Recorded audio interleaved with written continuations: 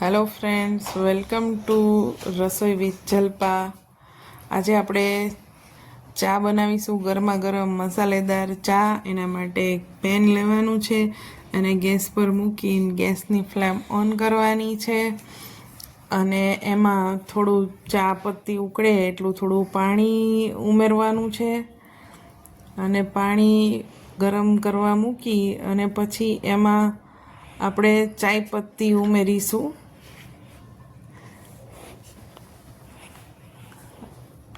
2 ચમચી જેટલી જરૂરિયાત હોય એ પ્રમાણે, જેટલી ચા બનાવવાની છે એ પ્રમાણે ચાય પત્તી નાખવાની છે અને પછી ચાનો મસાલો એડ કરવાથી મસાલેદાર ચા સરસ બનશે. હવે એને ઉકળવા દેવાનું છે. સરસ ઉકળે ત્યાં સુધી ગેસની ફ્લેમ સરસ રાખી અને જુઓ આવી રીતનું ઉકળે એટલે પછી એમાં આપણે થોડી ખાંડ એડ કરી દઈશું. જેટલું તમારા ઘરે ગળી ચા પીવાતી હોય એ પ્રમાણે, સ્વાદ પ્રમાણે ખાંડ ઉમેરવી. અત્યારે હું 4 ચમચી જેટલી ઉમેરી રહી છું અને પછી પાછું ફરી એને ઉકળવા દેવાનું છે.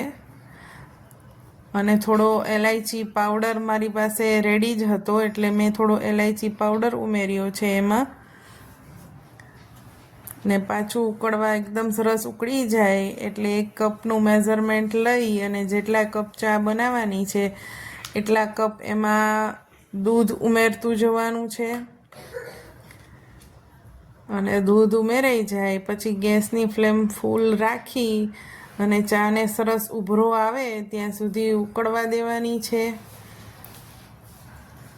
થોડીવાર સરસ રીતે એકદમ ઉકળે એટલે થોડી હલાવતું રહેવાનું છે જેથી કરીને ચા ઉભરાઈને બહાર ના આવી જાય ને સરસ એનો કલર પકડાઈ જાય ત્યાં સુધી ઉકળવા દઈ અને છેલ્લે એમાં આદું ક્રશ કરીને નાખવાનું છે. હું છીણીને નાખી રહી છું, તમે ક્રશ કરીને બી નાખી શકો છો. આદું ખારણીમાં ટીચીને બી નાખી શકો છો.